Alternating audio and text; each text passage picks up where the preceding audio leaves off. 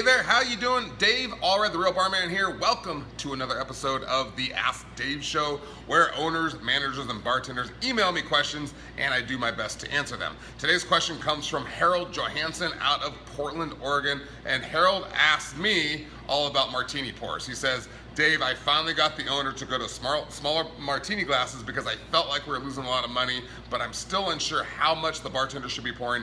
How big should a martini pour be?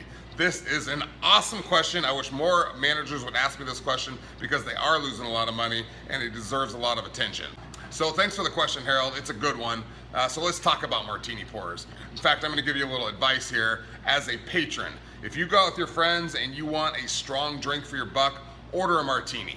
All right, here's why. Most pours are 1.5 ounces, say if you get a Grey Goose and soda. If you get a Grey Goose martini, you're gonna get at least another 1.5 ounces, if not more in most places, and they only charge $2 more.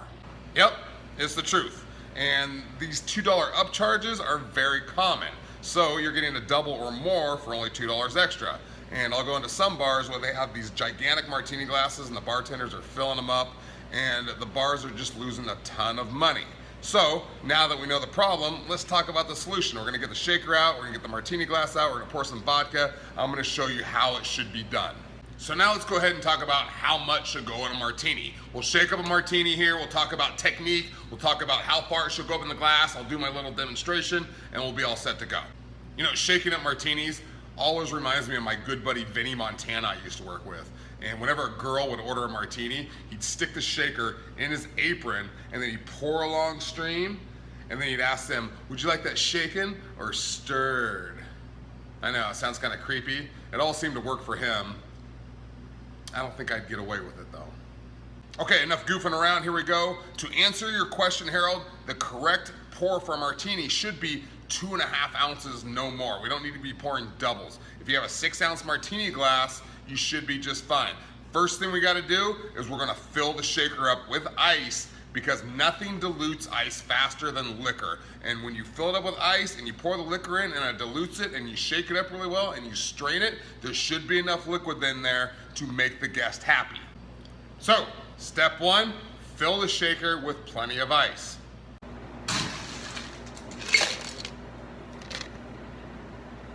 Step 2, we're gonna pour 2.5 ounces into the shaker. For me, that's about a 10 count. If you're a little shaky on your free pouring, you need to go practice.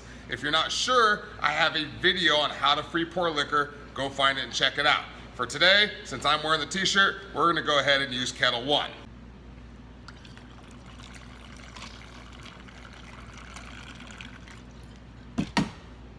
Step 3, we're gonna shake the shit out of it. Put your glass on, shake it hard, give a little smile.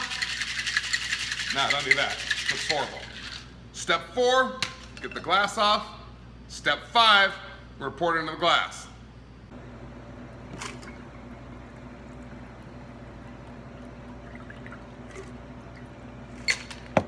So, here's how far it should be from the top. Like I said, it's about a thumb's worth or 3/4 of an inch.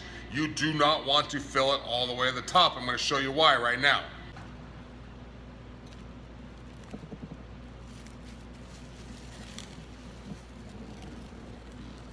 So, as you can see, I covered this martini glass in saran wrap. I do this in bartender trainings to show them how powerful this is. We can see how much liquid is from here to here and how much is left at the top.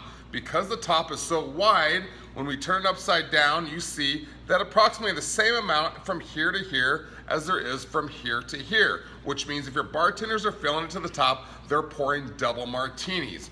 This is how powerful this is. You cannot have them pouring it to the top. You have to have them bring it down, or you have to get a 4-ounce martini glass.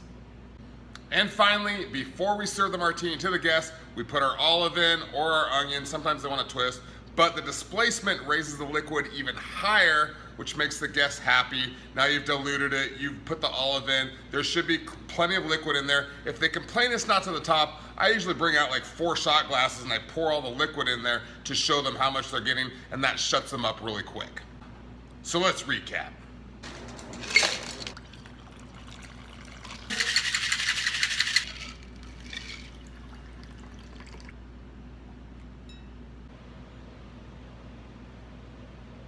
That'll do it. I am Dave, the Real Barman. Thanks for joining me for another episode of the Ask Dave Show. I want to thank Harold for his great question.